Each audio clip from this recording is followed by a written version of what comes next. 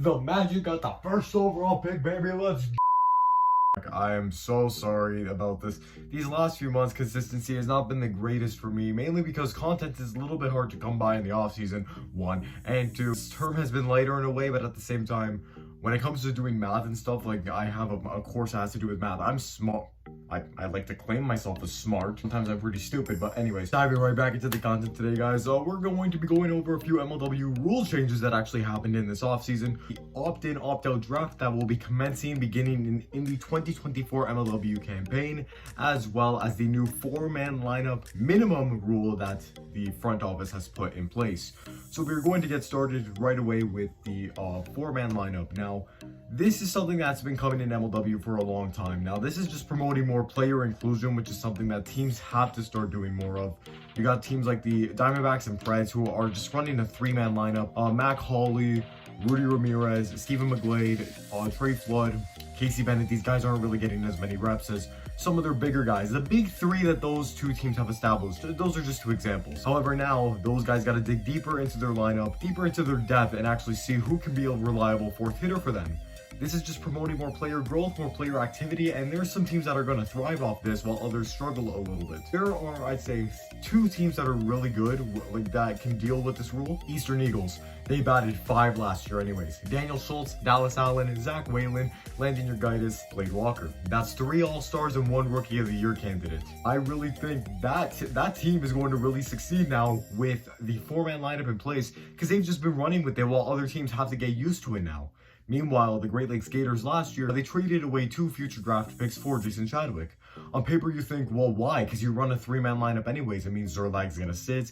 Maybe Jorgensen might sit. Now, none of them have to sit. They're going to be running a 4-man of Chris Cheatham, Brendan Jorgensen, Jason Chadwick, and Brendan Zerlag. So everyone's still going to get their playing time. The chemistry is going to improve, and I honestly think those guys are just going to bounce back entirely in 2023. Teams that probably struggle with this, there are teams like the Wildcats and Mallards that have a good 1-2 punch in Jordan Robles and Tommy Coughlin, and Kyle Schultz and Nick Saylor. Jackson Pearson, I'm not giving him the credit he deserves. I'm sorry about that. He's a good third guy. Mallards don't have that third guy, but they have the first overall pick. That changed. Never mind, that changed. Well, okay, that's another video. That's not today. But now the second overall pick, which is still going to be really good. So the Mallards have a 3-man. However, the 4th man, the Wildcats really don't know. I don't know if they have an idea of who they're going to draft with the 3rd overall pick.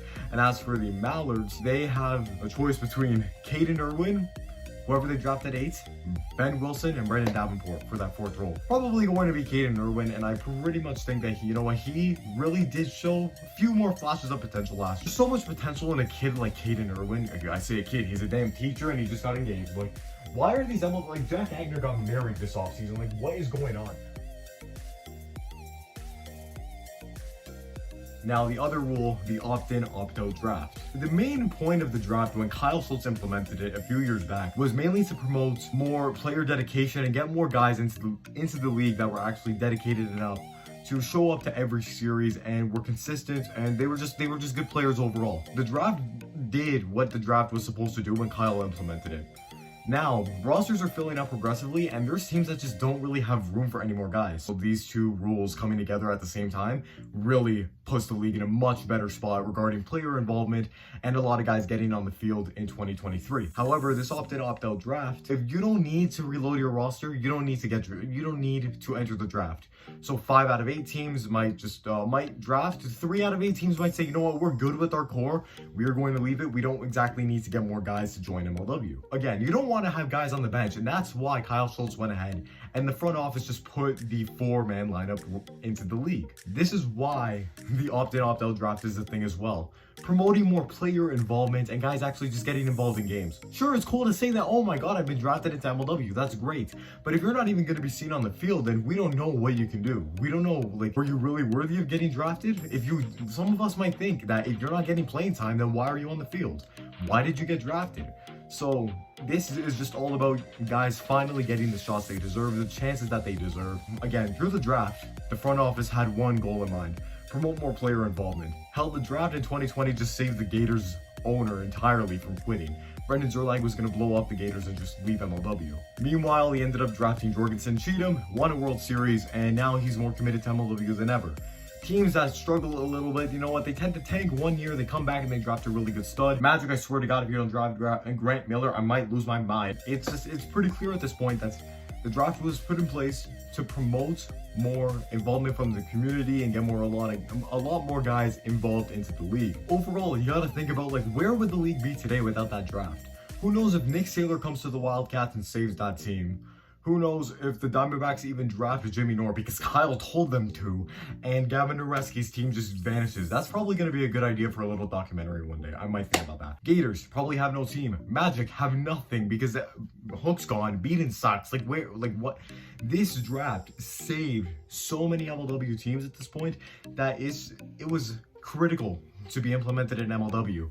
It's done its job now. It's brought in talent spread out across both leagues. Every roster, all 8 teams have a very talented cast. Some teams just don't need the draft anymore. This is why opt-in, opt-out draft is good for pretty much every team. You know what? If you need the draft, go ahead, get some more players. If you don't, that's fine. You could just back off, you can leave it. You can still trade your asset, which still works out if you really wanted to, but you know what? You don't need to join the draft, which could be an advantage, a disadvantage. It's going to be a very strategic game now for a lot of managers, knowing what they want to do regarding draft picks, if they want to trade them, keep them, use them or not. Who knows what's going to happen in MLW now.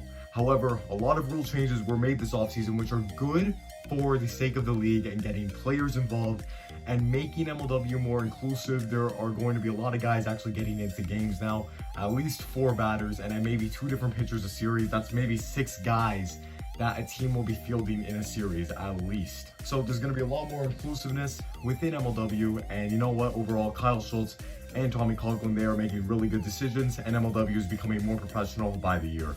2023 is going to be really exciting in MLW, I will tell you guys that much. On that note, I want to thank you guys all very much for watching this video. I'm going to see you guys all next time. Peace out, y'all.